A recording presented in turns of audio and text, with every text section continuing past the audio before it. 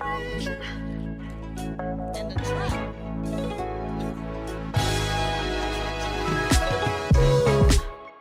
So read that article title again. Just came in 4 minutes ago.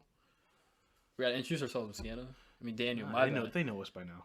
What's good, everyone? It's the Dan and Neb Show. Welcome. What's up?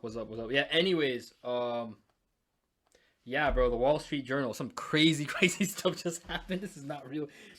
Europe's largest nuclear power plant is on fire after shelling by Russian forces. Ukrainian officials said, prompting Kiev to call a ceasefire. These Russians are not playing. Dude, Putin is wilding. Dude, right this now. guy is OC, bro. He's wilding right now. He's like, I shall destroy Ukraine. Dude, okay, let's back up a bit for some context. Of Yeah. course, as many of you should be aware, there's kind of a crisis going on in Ukraine. Russia's invading, and that is some bombshell of a news, man. Like, that's nuts. It's only been like 5 days, and they're already like winning the war. And you might hear like CNN, like MSNBC, and all those other stations like saying like the Russians can't fight. They're not even like near Kiev. Blah blah blah blah blah. But like how the Russians are basically fighting is that their whole tactic is not to destroy the whole entire country. Similar to how like when the United States goes to a different country, they just destroy everything. They take the country off grid. They destroy the infrastructure. What the Russians are trying to do, they're trying to keep the infrastructure. They're trying to keep them. They're trying to reduce the civilian deaths, even reduce the military deaths, right? When invading Ukraine, just because they want to replace the Zelensky government with a friendly government. This friendly government is most likely a pro-Russian government, a government that's not going to join NATO. I believe the president from 2010, 2014 was some Lukashenko, yeah. something like that. And he was pro-Russian. He didn't sign that European Ukrainian pact. So basically, Putin wants someone like that to be in power. And Zelensky's like, we're going to join NATO, we're going to European Union. So now it's just the war is just crazy. And the Russians brought in the Crimeans. Right. And so the war is going to be finished. Yeah. The Crimeans are like the greatest like fighting force since the Gurkhas. So yeah, this war is going to be finished. And they're already like near Kiev. Like it isn't like, I don't know, it's weird. It's so let's back up a bit. Why does Russia care so much about Ukraine joining NATO and the EU, who's already a provisionary member? Mm-hmm. Why do they care so much? Why is it to the point where they're willing to invade the country, doing all sorts of crazy things? That's a good question. So basically, like, since the end of like the Soviet Union in 1991, Ukraine has always been looked at as a buffer state between the eastern, like the true Eastern Europe, which is like Moscow, like that Russia, to like the Western governments, right? So to the West. Right. And so actually, Poland and all the Baltic states were even members of NATO until I believe 1997 or 1998. That's when Bill Clinton expanded it. And so the Russians weren't even that too pressed about getting Ukraine. Right. But then once those countries started joining in, and then your people are saying Bulgaria and Romania entering that. So that's like the southern part of near Ukraine, Moldova and stuff like that. Ukraine was literally the last country in Eastern Europe to potentially join, right? And it's one of the biggest countries in Europe. And so if Ukraine joins the European Union or like NATO, they're going to have nuclear weapons and like short or long range missiles in Kiev pointing to Moscow. And it's not that far. And so the Russians are like saying like, hey, this is crazy. You can't be this close to our borders. It's like literally checkmate. The Russians try to do this. I mean, the Soviet Union, which is Russia's the successor of the Soviet Union. So the Soviet Union tried to do this in 1961. Right. And that was what? The Cuban Missile Crisis. And so we had nuclear weapons like in Cuba, 90 miles south of Miami, right? And maybe like, my bad. It was a girl. But anyways, yeah. So like, they're like 90 miles away from Miami. So if the United States didn't want that near Cuba, right? Why would Russia allow the same thing in Ukraine? That is a really good comparison. It's a security thing, right? Like right. Let's say like if I'm the United States, right? I don't want, let's say like during Pierre Trudeau's administration, right? He was a communist. His son's Justin Trudeau, his real dad's Fidel Castro. Let's say there was actually missiles in Toronto pointing to New York. That's like literally like what, like like a 30-minute flight. Like it's crazy. Like I would never allow that. I would literally invade Canada, and I would be successful at it. Like not that George Washington bullshit where you try to like invade Ukraine, like go back in like 1799. Yeah, I would actually be successful. So, I mean, I don't think the Russians are gonna be like they're not gonna allow nuclear weapons in Ukraine. Like that's crazy. And so, I mean, the people on CNN, like all those goofballs, like military analysts, are saying like Russians they can't fight. I remember back in Iraq, we destroyed and killed everybody. It was such a success. Yeah, I mean, it's ridiculous. I mean, what do you think? I didn't even think of that. And of course, like, generally speaking, yes, like Ukraine has been a buffer state for so long. Yeah. Ever since the fall of the Soviet Union. Like a fake country. And even before. It's not, the thing is, it's not, but the interesting thing it's about an accident, Ukraine, actually. The interesting thing about Ukraine is that it was also, even pre-USSR, was also always super important to Russia. Yeah, I mean, where were Russian kings from? From Kiev. From Kiev. They were from Ukraine. Yeah. Typically. And so I think, like, that's that's like the obvious stuff, Yeah. But the deeper, when you put it into the perspective of nukes, it's funny, we just did an episode on nukes. Yeah. That brings a whole other dynamic into this. And maybe the fact that they decided to attack, that nuclear facility. Yeah. Is just like an omen to that. And the thing is, that's actually kind of terrifying. It is, but it's probably the most Russian thing I've ever heard. I'm not gonna lie. Those guys have the most nuclear weapons in the world, and on top of that, one of the first thing that Russia actually did in the war was actually, they just, sent more troops to Donbass, Sevastopol, Crimea, and stuff like that. But they also captured Chernobyl, and so Chernobyl is where they had that nuclear accident, right? And it's one of the first places that the Russians actually successfully took it from the Ukrainians. I mean, you have like, according to like Vice News, I know Shane Smith, he did a thing over there a couple years ago where he saw like mutated frogs, and like not the Alex Jones frogs, right? Like yeah, not the gay frogs. I'm talking about mutated frogs with like purple eyes and all that weird shit, and like warhogs or like hogs, or I think they're like pigs. Yeah, they taste like shit apparently. But yeah, like warhogs, and so. I mean, maybe the Ukrainians gave it up because it's like a nuclear wasteland, but they're being strategic about where they're capturing, right? So they captured Chernobyl, right? The nuclear place, right? Maybe they're trying to get some uranium on the floor. I don't know. Putin is crazy. I'm I don't sure know. they're Russians not are lacking crazy. in uranium. Yeah, maybe they want to like. Enough. It's just so weird. Like, I don't know why like people don't understand what Russia's doing. Like, they're sending very, very subpar tanks. I'm talking about tanks that like Eritrea has, right? That they're using in the Tigray war. Right. That's the tanks that they're using, bro, and that's like a fifth world country. Russia's using the same exact weapons, and there's a reason. It's because they want to keep everything intact. They don't want to cause too much damage. So I mean, Russia has like so many different types of weapons, right? Right. Like, this is the success for the Soviet Union. If Russia wanted, they could haze Ukraine to the ground.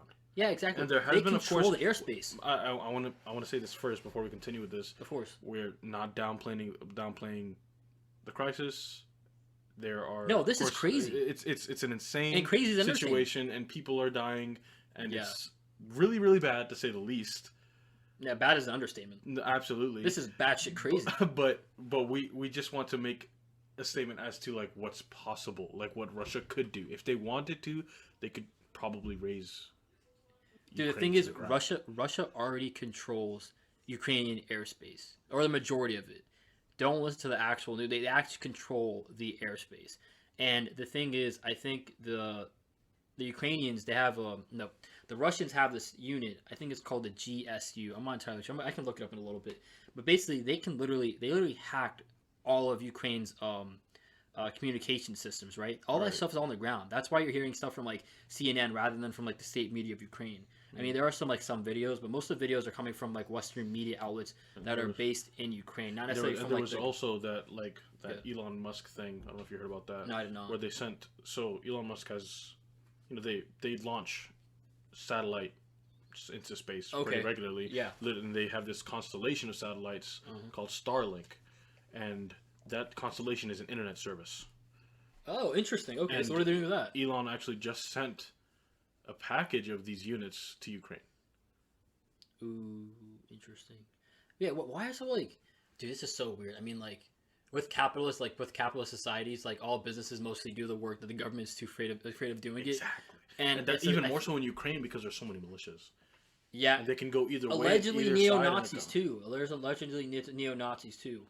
I did hear something about that. In terms Yeah, of, like, I'll look it how up. Yeah, fleeing the you country. tell the guys that are more about.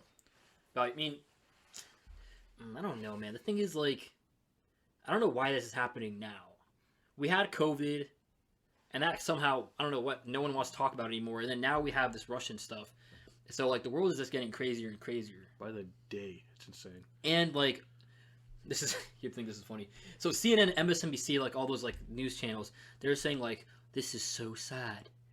Why is this happening in a relatively civilized country? Oh, We're not that's- talking about Afghanistan or Iraq. We're not that is- talking about Vietnam. We're talking about Europe with European ideas and ideals Values. and freedom and values.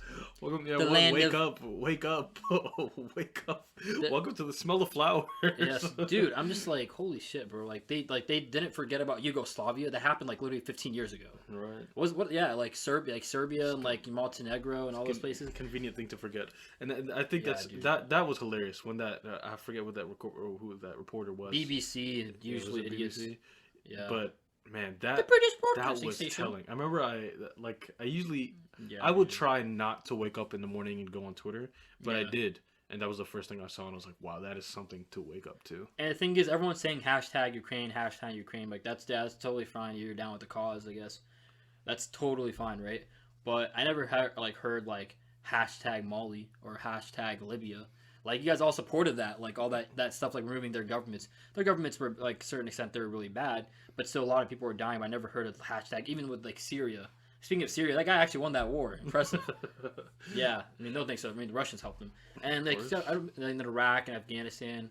I mean, I guess Afghanistan they had it coming in a way. It was unfortunate, but still, like, to a certain extent, like all those conflicts, like no one really mentioned that. And I think it was like in the Middle East or in Africa. So I guess like that's a quote unquote like unimportant shitholes. I guess that Western media is. according to the West. Yeah, according to the West, yeah. But then when something happens like, in Europe and even Eastern Europe, like they're just like, oh my gosh, the horror, the outrage. But I mean, it's kind This of is like going their on fault. all around the world. First Yeah, and foremost, It is. I mean, Even you in say our that- home country. in our home, and you know, our Ethiopia and Eritrea are kind of Oh my god. in arguably a worse position. Yeah, and then, Granted, like, nukes aren't involved. Thank and God. then like there's like even the spillovers like in Sudan and Somalia and stuff like that. And so that's just even funny. So it's like an East African civil war. in the West's defense, to them it probably seems like, oh, that's just typical. You know, that's all. Yeah, happening. it's It's expected. expected. Yeah. We're not surprised. Yeah. But then they get surprised when it's Ukraine. But at the same time, that surprise isn't justified. No, the thing is they expected it. They're just surprised that actually happened. Right. And the way that happened, like they were like, I think Joe Biden was saying, like President Joe Biden, he was saying that we need to basically see what the Russians were going to do. This is before the invasion. What they wanted to do was that they wanted to see what type of invasion would it be. Would it be like a soft invasion or hard invasion? What I mean by that, so similar to 2014 when the Russians took over Crimea, they sent little green men. So basically, they sent Russian soldiers without the patches, right? So the patches indicate where they're from. So Right. we assume that they're like former like KGB, no GSU, whatever they're called. And they basically sent SWAT teams and special forces take over, and then they slowly incorporated that land into Russia. So that's what the Joe Biden administration was thinking about. They didn't actually think that they were actually going to have a full-blown invasion. Yeah. And also, all the tanks were there on the Belarusian border, which is north of Ukraine, about 200 kilometers, which is about 130, 140 miles away from Kiev. And then also on the other side, they had Russian soldiers from the eastern part of Ukraine, like the Donbass region, stuff like that. And then also from the south with Crimea, with the Black Sea Fleet and the Mediterranean fleet that the Russians have. And so this was planned months before. This was probably planned a year to year and a half before, because of the pure logistics of moving thousands of tanks from different directions, also talking to the Belarusians, and then having your navy at the bottom, like the bottom of Crimea. This was definitely planned, and this was actually an intelligence failure by the United States. I think it was an intelligence failure because they didn't anticipate this sooner. Like they've been planning this for a year and a half. That's Right. why. Well, I don't know about that, because from what I've heard, Yeah. like even from all the current event and history channels that I follow on YouTube, Yeah. a lot of people have been talking about this for up to a year, since up to a year ago. A lot of people have been. I think Joe Biden's been president for a year or less. More than a year now. But yeah, I think it's more. I think it's more the surprise of how the invasion occurred. Exactly. I think they were expecting 2014. Yeah, not a soft invasion. Right. I think that's, if you want to say an intelligence failure, it might be there. Yeah. And it's also, you don't know what the United States knows, man. I mean, the chances are very slim that they wouldn't know. No, they would know, because I know this is a post 9/11 world. So all the intelligence agencies are all integrated due to the Homeland Security Act. So they definitely should have known, because I know before 9/11 they had trouble. They had different authenticators from saying sensitive information, but post 9/11, thankfully to the Homeland Security Act bill, they switched it to centralized. So of course they had to know. I believe if that they knew. didn't know, bro, that would be an intelligence failure. And the thing is, and I think what Russia might even be banking on is the fact that the U.S. wouldn't get involved. And they didn't. Making it a success on their front. They put sanctions, and they already had the same sanctions, bro. The sanctions are not working, dude. The only real countermeasures, aside from the normal sanctions, the freeze on finances, I'm talking about the freeze on the oligarchs. That's the more interesting one, I think. At least in terms of what the U.S. has done thus far.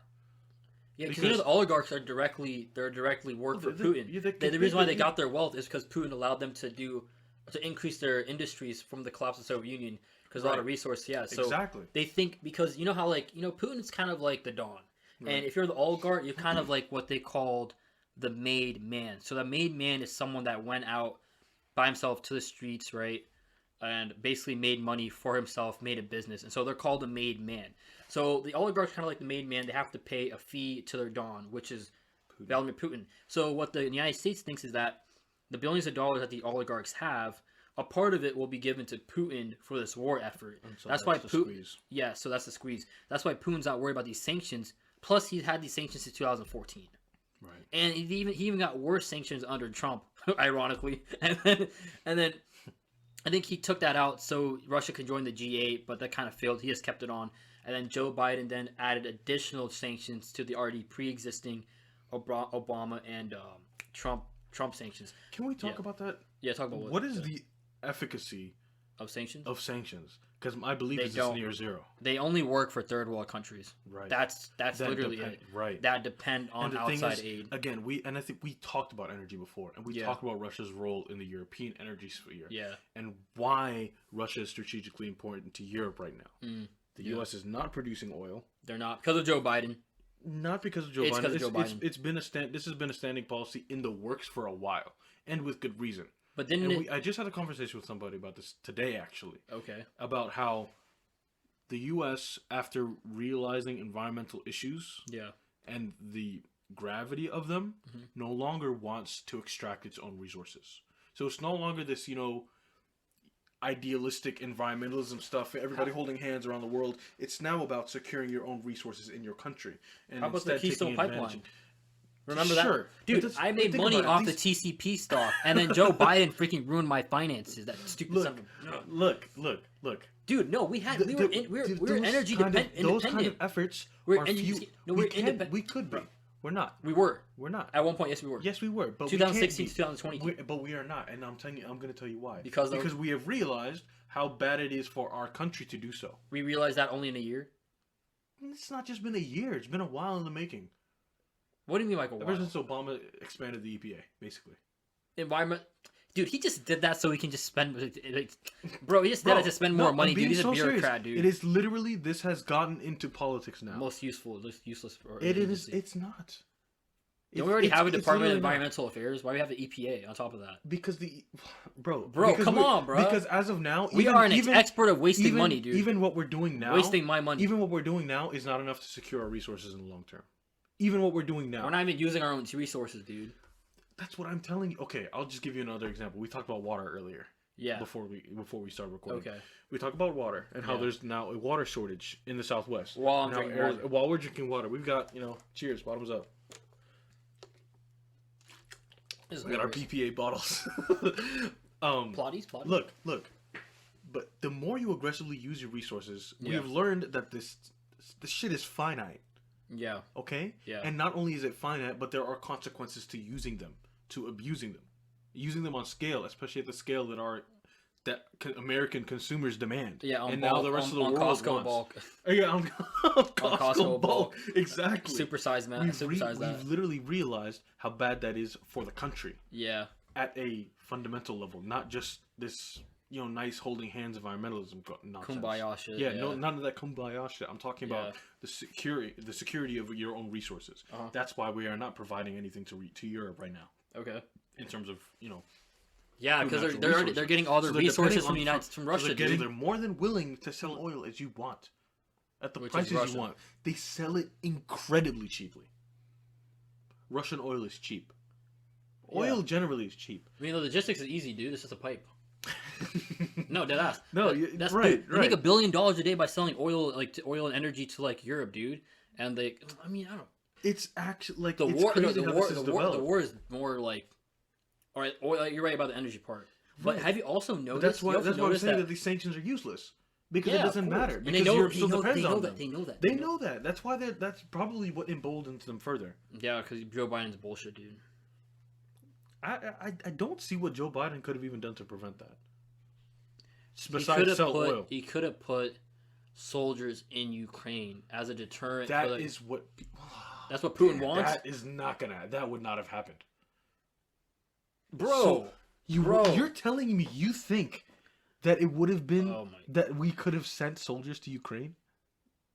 To deter the Russians, yes. From 2014 till now? Not from 2014. When there are militia groups in Ukraine that support they sell to the highest bidder. At least in Ukraine, no, Scandi, you're wrong. What do you mean in Western Ukraine? Yeah, I mean, Eastern. Sorry, we're not gonna be over there, bro. At least Kiev. The whole point is they want to overthrow the Zelensky government. Right. We need to keep the Zelensky government so they can join NATO. Once they successfully join NATO, once they attack Ukraine, then Russia can't do anything. The risk of a confrontation in that scenario is so great. Russia will bend the knee. You think so? Yeah, but the thing is, we have a weak leader, dude. It's already too late. Because Joe Biden said, the State of the Union, I'm surprised he even spoke. He said that if any country attacks a NATO country, we will defend. The thing is, he had the opportunity of bringing Ukraine into NATO, but he didn't want to because he was too scared of Vladimir Putin. When was this? This was 2 days ago? He had a State of the Union address. No, I'm not talking about State of the Union. I'm talking about when was the opportunity to bring Ukraine into NATO? Post 2014. What happened? That's obviously not Biden, but what happened? Basically, dude, there's this guy, right? He was president. I think his name was Lukashenko. Yeah, I know you're talking about Lukashenko, yes. Wait, what's his name? I forget. Lukashenko. Interesting name. Ukraine. He was a Ukrainian president. Oh, that's the Belarusian president. Oh, this clown. Oh, remember this guy who tried to become president of Ukraine? President of freaking... Was he the one that was arrested at the airport? Or was that a different person I'm thinking of? Nah, you're talking about some other doofus. Yeah, Viktor Lukashenko. This guy was going to sign a crazy deal, a very interesting deal. Basically, a partnership with the European Union and the Ukraine as like a friendship agreement, right? Which basically will transition them one day to becoming full member states. And he basically got a call from the kingpin, Vladimir Putin and Dmitry Medvedev. They're saying like, hey, you're not going to sign that agreement. If you sign that agreement, you're basically European, and you have to like bend the knee to the Russians. He was like, yes, Mr. Putin. Yes, Mr. Putin. Yes. He's like, and then he had a press conference like, I talked to Putin. I will not sign deal with European Union. Viva Russia. And they were like, people were like, no. So and the people had called something called the Euromaidan protest, which overthrew Viktor Lukashenko. He ran away to Russia, and Petro Poroshenko then became president from 2014 2019. There was an opportunity for them to join the European Union. Petro at that time believed that wasn't a good idea because part of Ukraine was under occupation of Russia, which is the Donbass region in the Far East, right, and the whole entire region of Crimea, which is a pretty big island. And so Petro at the time, he decided not to do anything, right? Then this comedian named Zelensky, he was a comedian. Oh my god, this guy was such a. Oh, this is hilarious. Oh my god. He's like I don't. Anyways, he became president in 2019. He ran as somewhat as a joke, but turned out to be a very serious joke. So it's like dark humor, right? And he became president, and he wanted to join the European Union, and then that's when this guy was actually serious. Right. He was actually serious. He wasn't like playing footsies with Putin like Petro. Right. This guy was actually serious.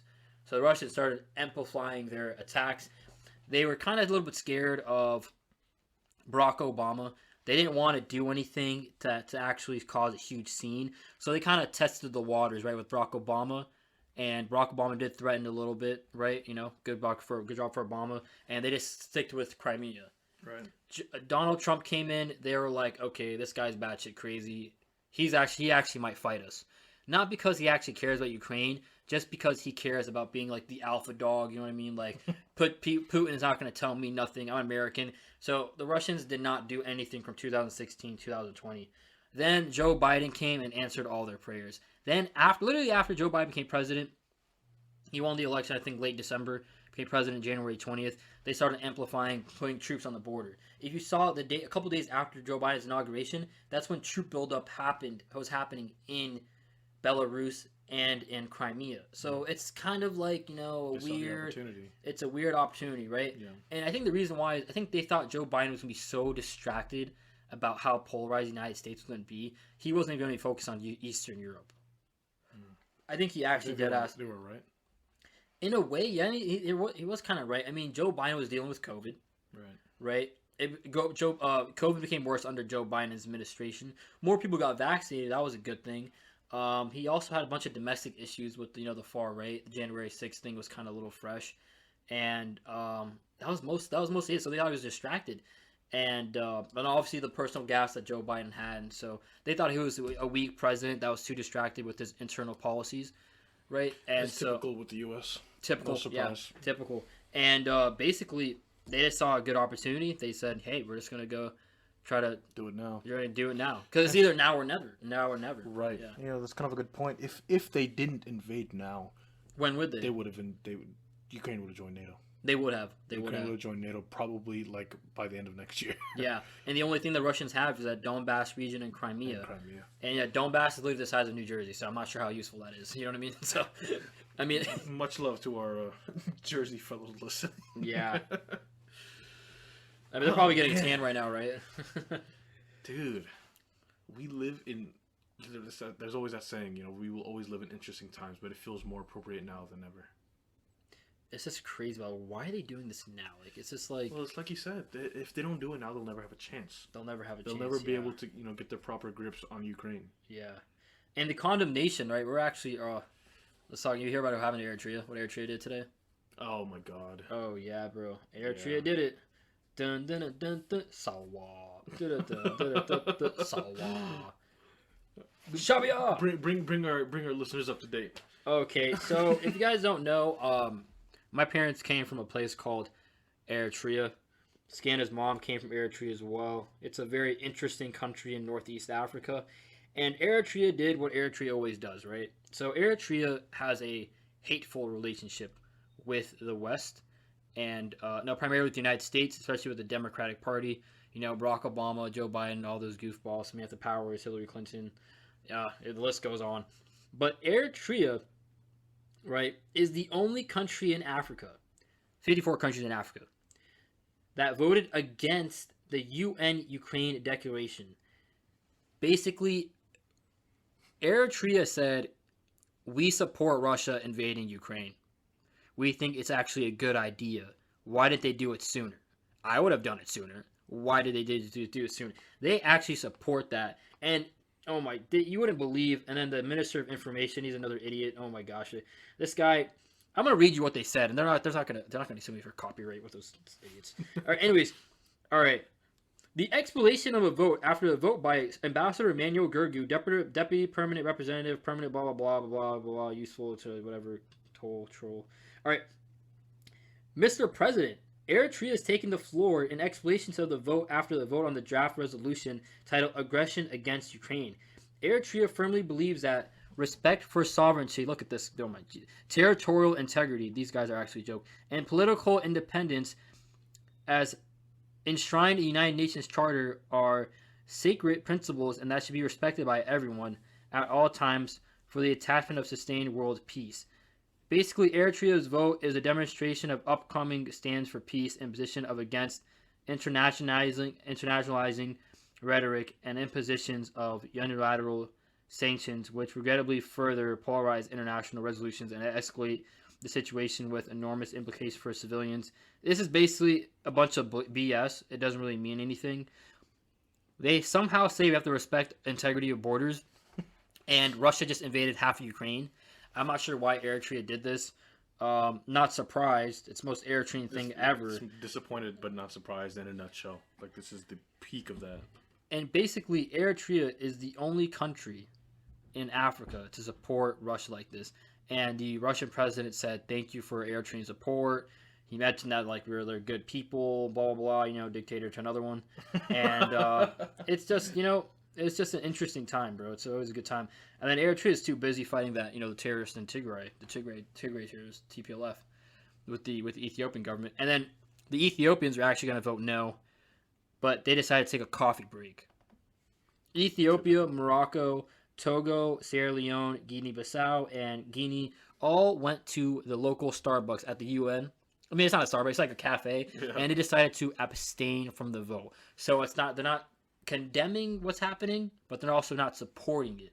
Yeah. So they're smart. Yeah. Let's go through that list real quick. Yeah. So besides Ethiopia, Morocco, what would be the motivation behind abstaining? It's because these countries are also friends with Russia, and the most interesting thing, Burkina Faso, Togo, Burkina Faso for a fact has military contractors from Russia. Really? Yes, to fight their terrorists. I don't know why Central African Republic. What is Central African Republic? They voted in favor. Oh, they abstained. Central African Republic, they abstained. Same with Sudan and South Sudan. These countries all have Russian military contractors. Uganda, they have soldiers that are being trained by Russian military contractors. So these countries are voting, right, for their own national interests. Yeah, and it's all conflicts of interest at the same time. Exactly. Mozambique, they literally have Russian mercenaries fighting against their version of like ISIS, right, or Al Shabaab, right, in the northern part between the Tanzanian and Mozambique border. So I mean, these countries all have their own. They basically abstained. They're saying we're not going to vote against or for this, but they have their reasons for doing this. But Eritrea is the only country in Africa to actually say full-fledged, we don't support Ukraine. And a good point that the Eritreans came up with, actually the only good point in a long time, was that there were a bunch of Africans in Ukraine. Some were even from Nigeria and Eritrea, surprisingly. I was surprised that the Eritreans in Ukraine. They basically can't get on buses because they're buses and trains to leave to the study called Leave, which is also what they want to do. They want to leave, or they want to leave Ukraine, right? To go to the western city called Leave, and to seek refuge and safety from the Russian aggressive troops. And they're being denied because of their skin color or because where they're from. That's not only happening to Africans, also happening to people from the Middle East, like Afghanistan, Iraq, Syria, Libya. Also people from India and in Hindustan and all that type of stuff, and Pakistan. So I mean, everyone's being discriminated. If you're not a white guy, that means you're not gonna, white guy or white girl. You're not priorities. They want to take out the Ukrainians, which makes sense in a way, for Ukraine. Because for the Ukrainians, because Ukrainians are first because this is our country. Like the Russians are not gonna kidnap a bunch of Eritreans or Indians, right? Oh, son, we didn't know. Nothing's gonna happen to them, right? They might do something that makes sense, but there are allegations that there's a lot of neo-Nazis in Ukraine. Right. And Vladimir Putin even said, we're going to take away the neo-Nazi government of Zelensky. So this whole government neo-Nazi. Yeah, there are neo-Nazi militia groups in Ukraine. No, so maybe Vladimir Putin is not that far. Maybe he's not lying. So it's communism versus fascism. Right. Pick your poison. But I know it's weird. Do you have any comments, Daniel? About good old Eritrea, dude. I mean, about Eritrea, just disappointed and not surprised Yeah. at all, really. Yeah, man. But I mean, as far as this conflict goes, how do you think it'll end? Let's leave that as our closing thoughts. Predictions for the future. We throw this into the void. Well, I mean, according to CNN, right? It's not 100%. We don't know if it's 100% true, but when it comes to international news, they're pretty accurate. They're predicting that the Russians are going to take Kiev one way or another in 4 days' time. 4 days. 4 days. And that's because there's a 64-mile tanks that are coming from the Belarusian border towards Kiev. The government in Kiev, right, led by Zelensky, they're blowing up bridges so it can to prevent them or at least delay them. And so I've seen some of these pictures resurfacing of like flipped over tanks that have gone over fallen bridges. And so I don't know, man. The Russians might take Kiev, but is that the end of the war? No, it's not. There's also guerrilla warfare. Excuse me. There's also guerrilla warfare, and city warfare is really dangerous. You ever watch Black Hawk Down?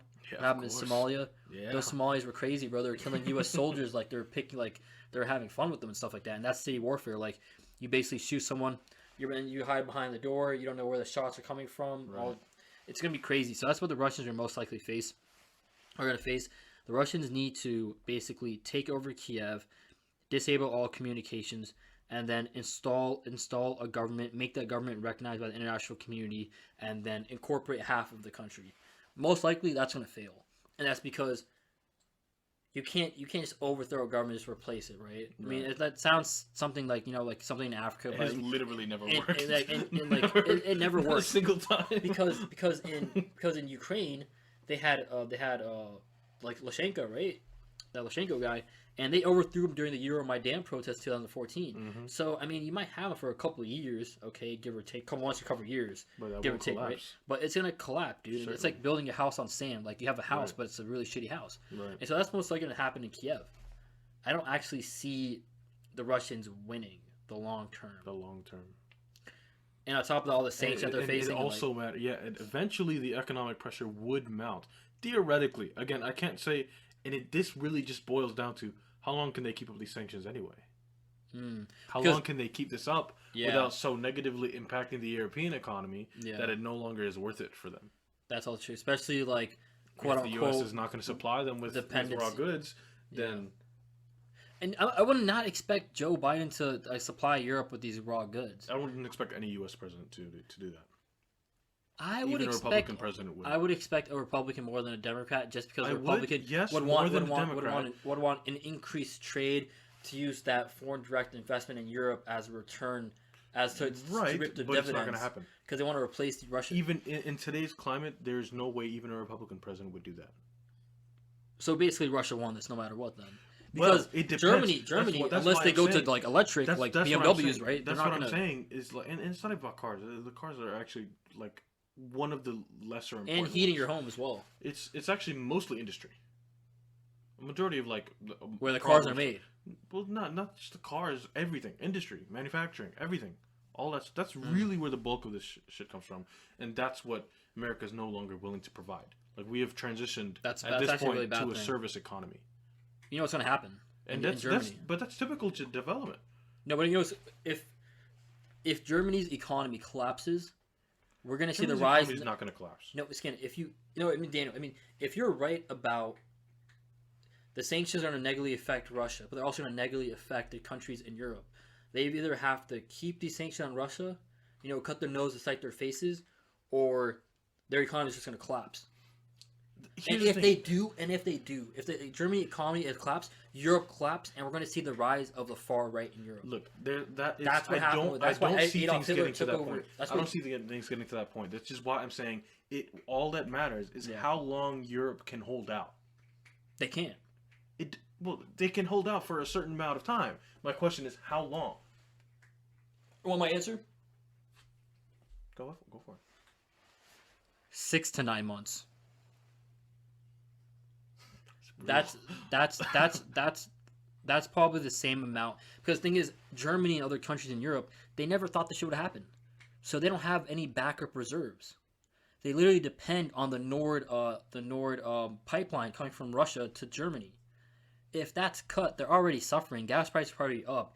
If that continues, they're going to have to start. Does Germany even produce oil or gas or any type of energy? Natural gas, nuclear, I believe. What's Angela Merkel's government doing? hydroelectric, Wind, solar. They do a lot of stuff. Okay, maybe this would be a Europe great. is pretty diversified now. Or I mean, if it's diversified, they might have years. They might have years. If we would have to get a better picture of what the energy situation is in Europe, across the board, especially in Germany. France, non-factor. They use a bunch of nuclear energies. Love the French. Vive la France. But Wow. as for the rest of Europe, Yeah. that's a big question mark. Mainly Germany.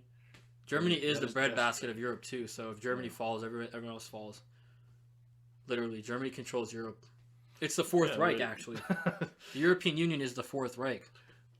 Here's the thing. It is. Again, and it's not just about energy either. But culture? No. I'm talking about just the situation as a whole. It's not Yeah. only about energy.